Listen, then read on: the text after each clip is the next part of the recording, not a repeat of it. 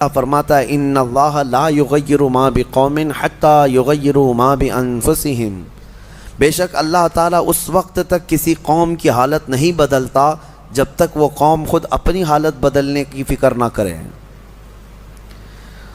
قوت فکر و عمل پہلے فنا ہوتی ہے جب کسی قوم کی شوکت پہ زوال آتا ہے۔ سچ کہا ہے، سوچنے سمجھنے اور بدلنے کی طاقت جب ختم ہو جاتی ہے آدمی کی، تب وہ زوال پذیر ہوتا ہے، گرنے لگتا ہے۔ جس کو یہ فکر ہے کہ مجھے بدلنا ہے، اللہ تعالیٰ کی طرف سے اس کے لیے دروازے اور کھولے جاتے ہیں۔ کچھ لوگ یہ سوچتے ہیں یہاں بیٹھ کر کے میں متقی بن جاؤں، میں بیٹھ کر کے اللہ کا ولی بن جاؤں، میں کچھ کام نہ کروں اور مجھے ہر گناہ سے بچنے کی عادت ہو جانا چاہیے۔ ایسا کیسے ہوگا؟ تمہیں شوگر سے بھی بچنا ہے اور بی پی سے بھی بچنا ہے، لیکن روز 1 کلو شکر بھی کھاتے ہو، 1 کلو نمک بھی کھاتے ہو، کیسے ہوگا؟ تمہارا خود کا عمل، تمہاری کوشش جب تک نہ ہوگی، اللہ تعالیٰ فرماتا ہے ہم نہیں بدلیں گے ان کی حالتوں کو۔ اور جب تم بدلنا چاہو گے تو اللہ کیسے بدلتا ہے پتہ ہے؟ اللہ اکبر، حدیث قدسی ہے، اگر تم ایک بالش بڑھ کر کے آؤ گے، اللہ فرماتا ہے 10 قدم بڑھ کر کے تجھے لے لے گا۔ اللہ کی رحمت 10 قدم آگے بڑھ کر تجھے لے لے گی۔ تم چل کر کے آؤ گے تو اس کی رحمت دوڑ کر کے لے لے گی، لیکن شرط ہے کہ تم بدلنا چاہو۔ تم نے اگر جس دن یہ ارادہ کر لیا، عزم کر لیا، اللہ کی طرف سے مزید دروازے کھولے جاتے ہیں۔ لوگ یہ کہتے ہیں نا توبہ کرنے کے بعد بھی پھر وہی ہوتا ہے، چھوٹتا نہیں۔ مسئلہ توبہ کا یہ نہیں ہے کہ گال پہ تھپڑ مار لینا، توبہ کا یہ ہے عزم کرنا، پکا ارادہ کرنا، اور اللہ سے یوں عرض کرنا کہ تیرا وعدہ ہے کہ جو بدلنا چاہے، جو بڑھنا چاہے تو اسے بدل دے گا۔ میں بدلنے کے لیے آگے بڑھ رہا ہوں مولا، اب تو رحمتیں بھیج۔ پھر دیکھو کیسے نہیں بدلتے۔ اللہ تمہیں توبہ پر دوام عطا کرے گا، پھر کبھی بھی قدم پھسلے گا اللہ تمہارے لیے مدد نازل فرمائے گا۔ زندگی ہے، آخری سانس تک کچھ نہ کچھ خطائیں ہوتی رہتی ہیں، قدم جب بھی پھسلے گا لیکن مولا تمہیں توبہ کی توفیق ضرور عطا کرے گا۔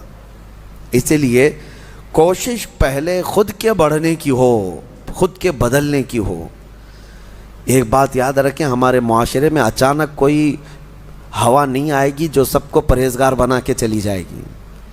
ہمارے محلے میں کبھی ایسی بارش نہیں ہو جائے گی کہ اس بارش میں جتنے بھیگ جائیں گے سب اللہ کے ولی بن جائیں گے، نہیں، پرٹیکولر ہر ایک کو بدلنے کی کوشش کرنی ہوگی، تبھی انقلاب آتا ہے۔ ایک ایک آدمی بدلنے کی سوچے اور پھر دیکھے انقلاب آتا ہے۔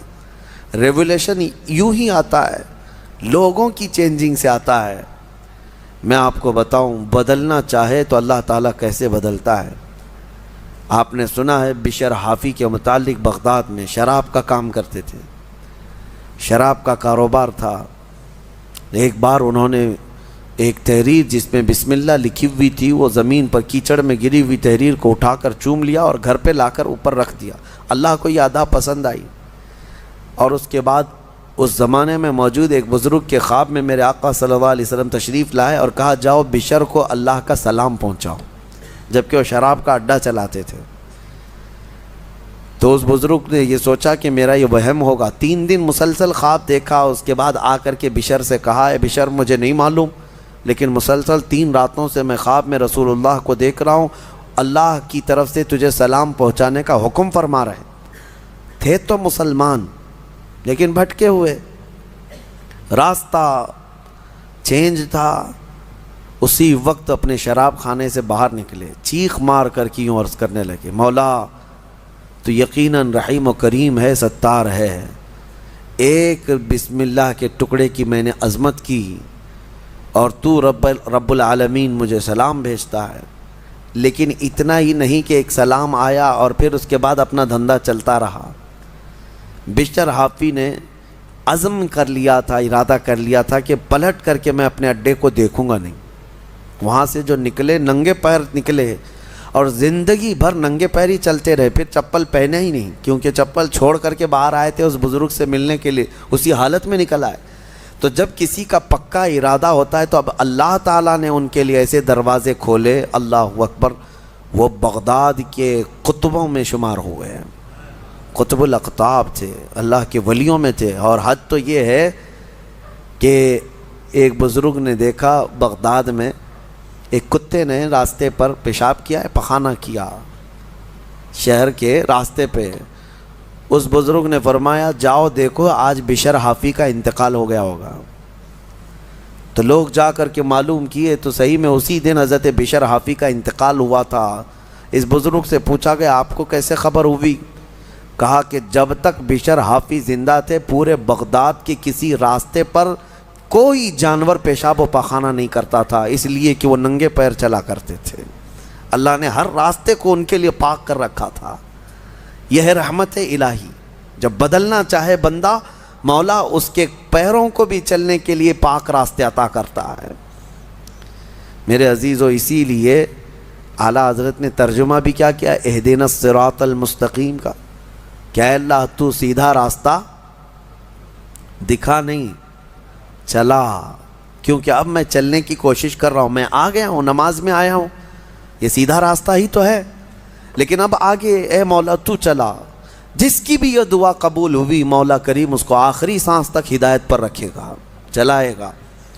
لیکن میرے عزیزو، بنیاد یہی ہے. قرآن کی یہ آیت ہمیں بتاتی ہے تمہاری طرف سے شروعات ہو، پھر اللہ کریم کی طرف سے رحمتیں کھل جائیں گی.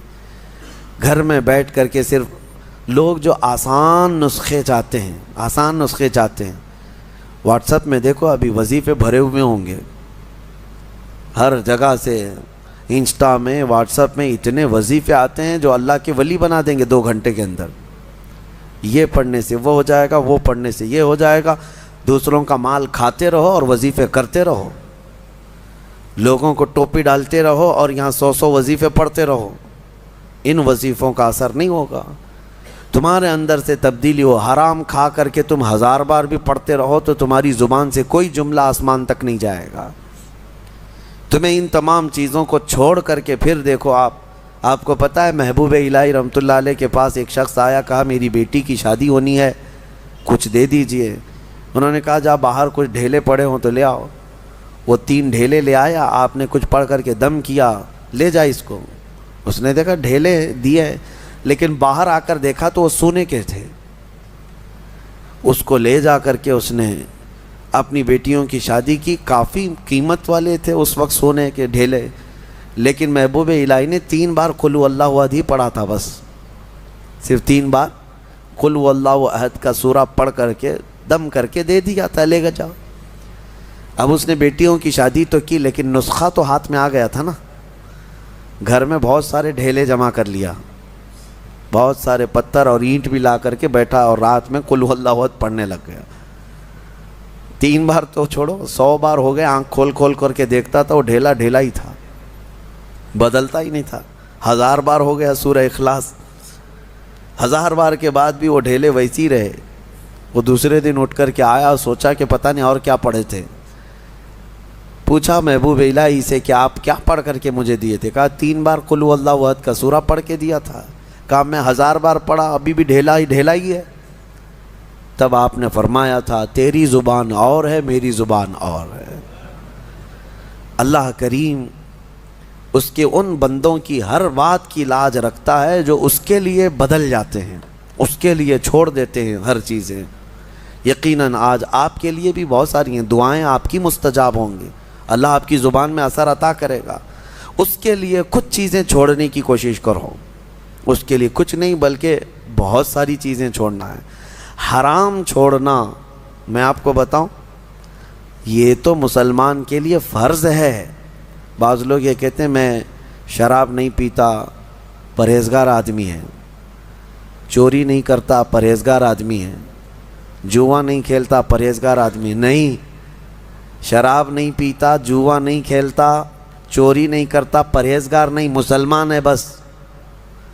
مسلمان ہے بس. شک کی چیزوں سے بھی بچتا ہے تب پرہیزگار ہے. حرام چیزوں سے بچتا ہے تو مسلمان ہے. مسلمان کے لیے اتنا تو کرنا ہی ہے. جو شک والی چیزیں ہیں ان سے بھی بچتا ہے تب وہ اتقیاء میں ہے، پرہیزگاروں میں ہے. بہرحال اللہ کریم ہمیں خود کو بدلنے کی توفیق عطا فرمائے.